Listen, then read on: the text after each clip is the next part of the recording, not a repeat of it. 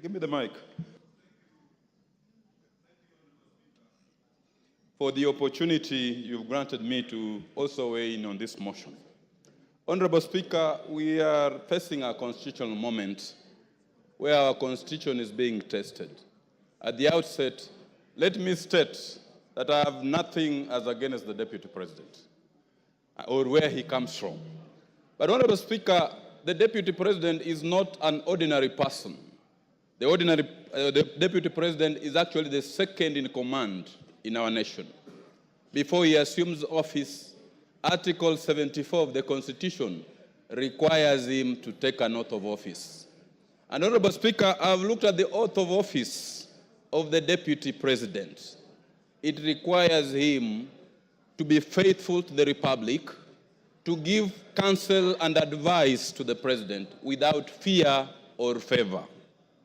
Equally, the Deputy President is a ranking state officer, and Article 74 of the Constitution requires, Article 75 of the Constitution requires that in the conduct of a state officer, he needs to bring honor and dignity to this office he holds.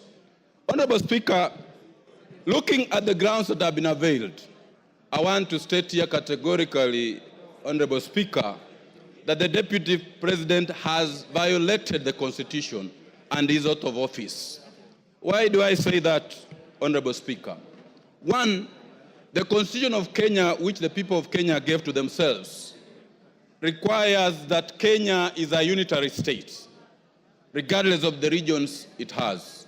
Equally, Article 10 of the Constitution puts national unity, patriotism, as a key component of our national values in the discharge of our duties.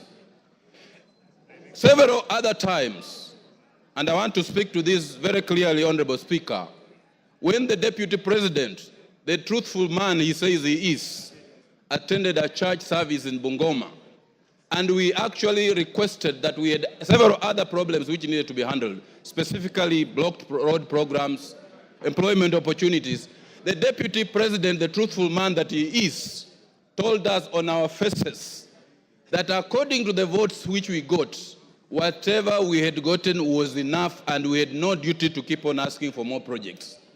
That is the Deputy President who is supposed to be the principal assistant to the President and who is supposed to portray national unity. Equally, Honorable Speaker, the Deputy President yesterday clearly said that the government that we have now, the Kenya Kwanza government, is a government of shareholders. Because he said the government was formed because of shareholding agreements. Once you become a Deputy President, you are the face of national unity. He cannot really keep invoking the promises which were made, the agreements which were made prior to the government being formed. What will happen to those other countries, other areas which are not part and parcel of those particular agreements that were alleged to have been made? Equally, Honorable Speaker, the Deputy President has committed an offense, or is reasonably expected to have committed an offense. When he was asked in his visits which he makes throughout the country, he stated that he visited Keyo Marakwet, he visited other parts of the country, and he has been given animals. And those animals, he has kept them at his home, and he now has a herd. Article 76 of the Constitution clearly indicates that when you receive a gift or a donation, you are supposed to donate it back to the Republic. You don't keep it up as your reward at home. So looking at this, Honorable Speaker, the Deputy President of the Republic of Kenya has committed a corruption offense for which he needs to go home. Honorable Speaker, the Deputy President of the Republic of Kenya is supposed to be above board. He is supposed to be the number 2 citizen who needs to preach national unity. He is supposed to be the president in waiting. He is supposed to be actually the president in waiting, so that if anything happens, he is supposed to take over the reins of the country. Honorable Speaker, if we look at the utterances that have been made by the Deputy President, let us look at the Kemsa case. I've looked at the affidavit of Dr. Andrew.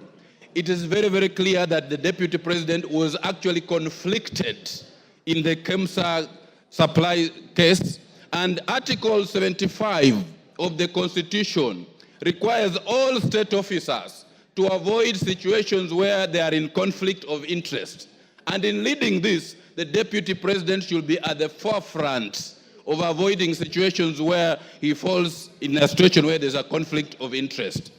Taking into account all these 11 grounds that have been made, I have no doubt on my mind, Honorable Speaker, that for his arrogance, that for his breach of the Constitution, that for his defiance, that for his statements, that for his conduct, he is not a truthful man as he pretends to be, and we cannot have such a person as the Deputy President of the Republic of Kenya.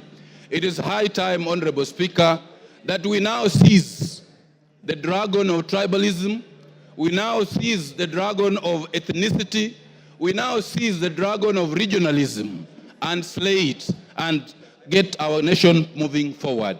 Honorable Speaker, I rise to support this particular motion and say the Deputy President of the Republic of Kenya must go and we have start up a fresh page. I support, Honorable Speaker. Julius Ole Sunguli.